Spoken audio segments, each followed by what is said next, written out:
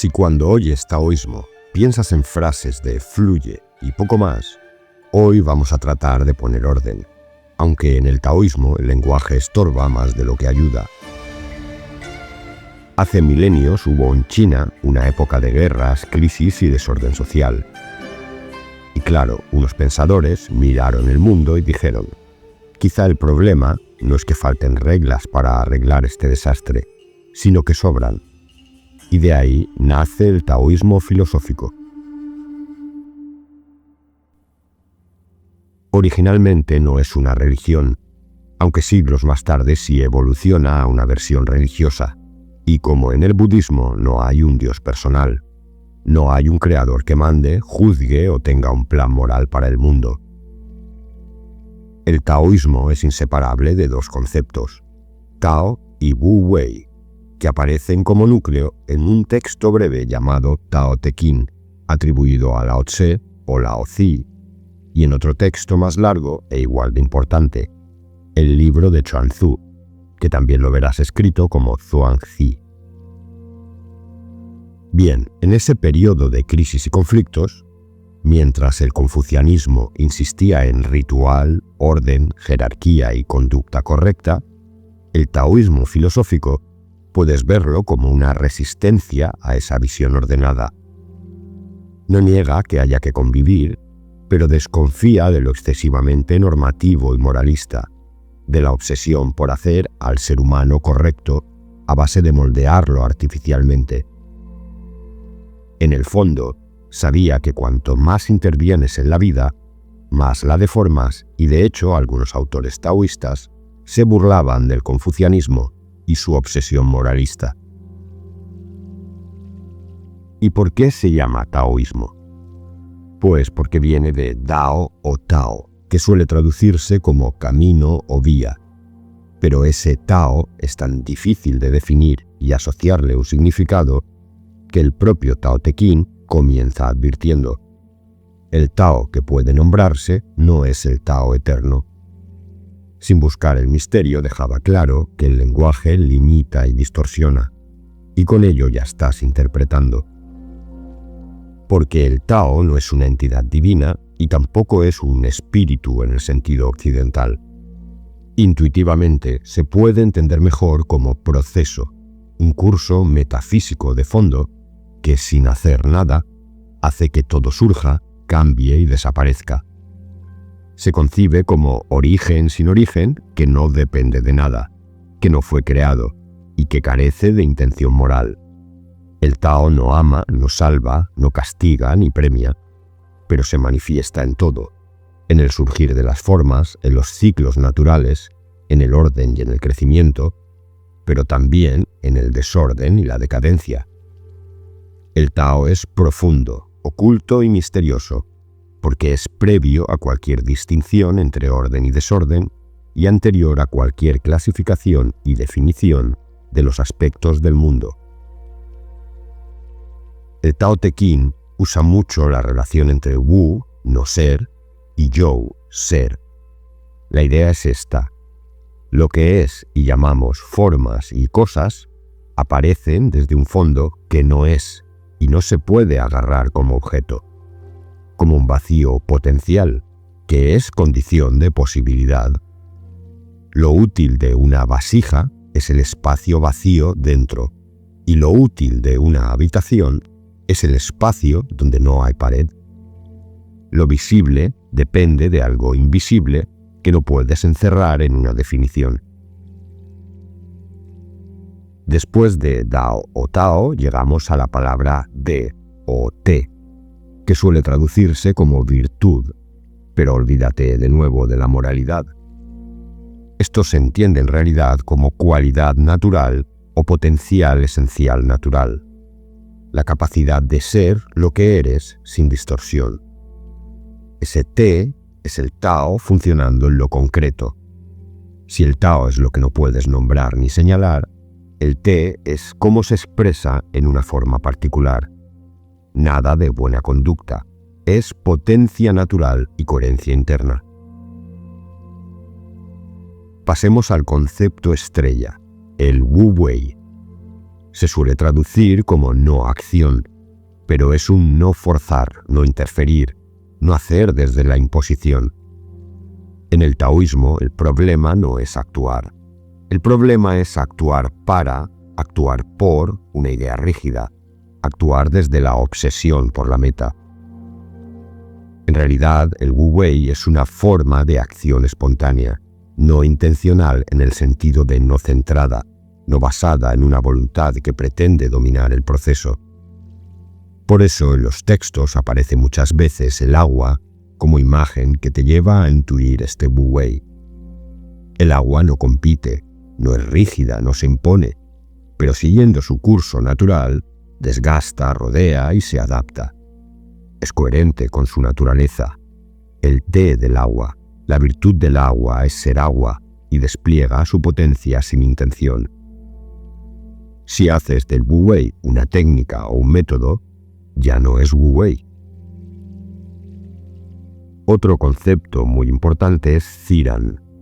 Ziran suele traducirse como naturalidad o espontaneidad, pero literalmente es así por sí mismo, lo que ocurre por sí mismo. Si se deja que todas las cosas sigan su camino, la armonía del universo quedará establecida, ya que cada proceso del mundo puede realizarse solo en relación con todos los otros. En este punto, seguro que algunos pueden decir: entonces, seguir el taoísmo es tratar de vivir una vida natural, cambiar mis hábitos para adaptarme mejor a los ciclos o buscar más la espontaneidad. Pero esto es un error que el taoísmo ya indica. Lo natural no es un estilo de vida que buscas a propósito, porque cuanto más intentas ser espontáneo, menos lo eres. Ya estás metiendo expectativas, control y finalidad. No voy a negarlo, el taoísmo filosófico tiene gran fama de paradójico, pero es que intenta cortar esa mente que analiza, categoriza y siempre quiere convertirlo todo en un plan. En la cosmología china posterior se habla de Wu Yi y Tai Yi.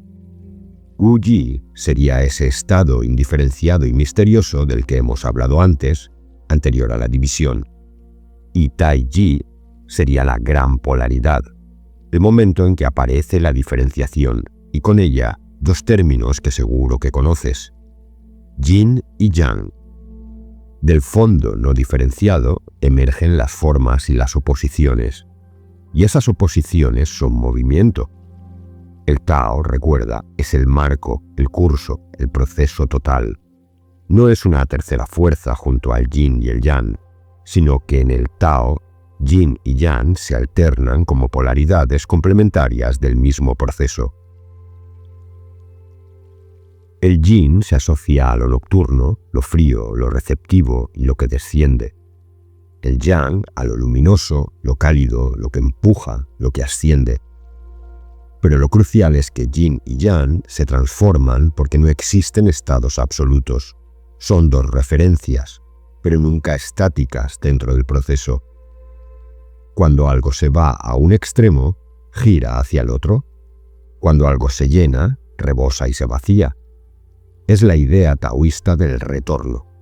Todo vuelve, todo regresa al origen. Es dinámica, expansión y contracción, ascenso y descenso, crecimiento y declive.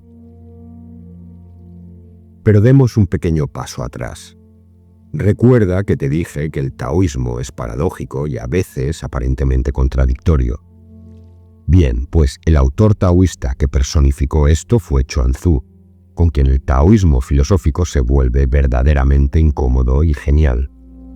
Si Lao Tse es misterioso y críptico, Chuang Tzu, en cambio, usó la paradoja y la contradicción para acabar con rigideces mentales y exponer la relatividad del punto de vista.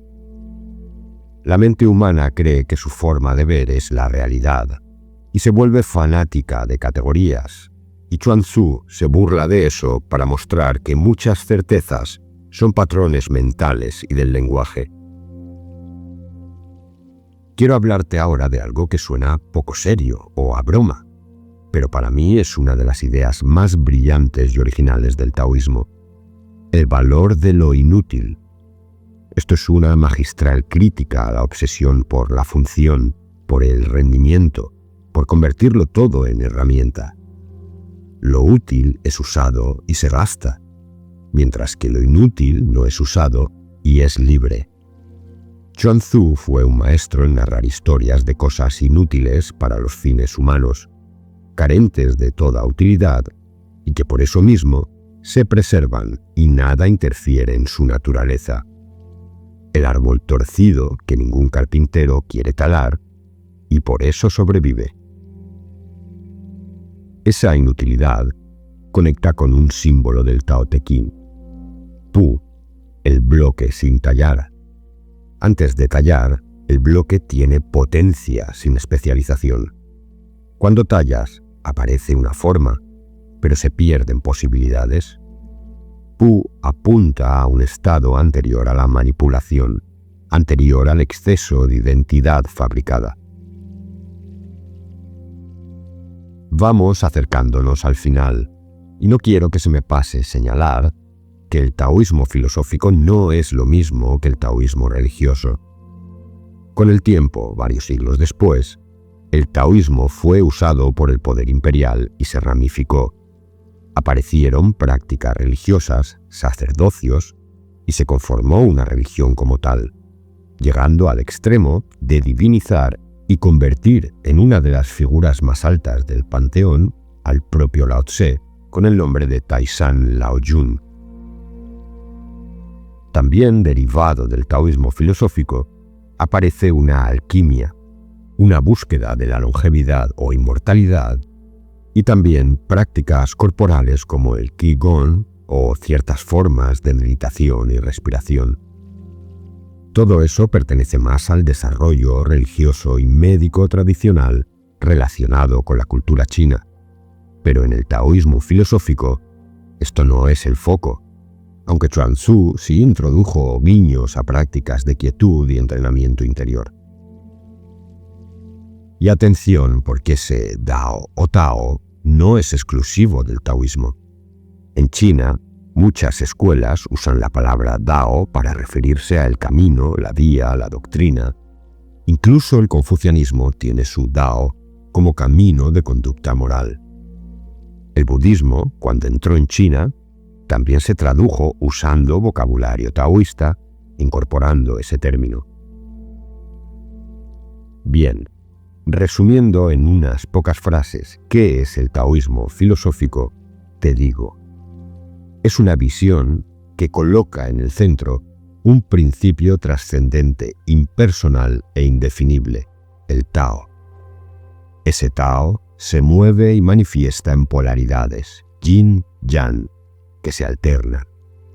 Todo lo que surge tiene una potencia natural, Te, constatable en su forma de acción espontánea, sin intención, Bu-Wei. La valoración del vacío como potencial y de lo inútil como libre y carente de finalidad, y la crítica radical a la moralidad artificial que intenta equivocadamente reconducir los procesos, sin dejar en paz a lo que es tal y como es. Si este vídeo te ha aportado algo, puedes apoyar el canal uniéndote como miembro por el precio de un café al mes y compartiendo el vídeo con quien creas que le pueda servir. Y recuerda que también tienes mi segundo canal, Audiolibros Saber y Sentido, con obras completas de filosofía y espiritualidad. El enlace está en la descripción y aquí en pantalla. Gracias por estar ahí y por formar parte de la comunidad de Saber y Sentido.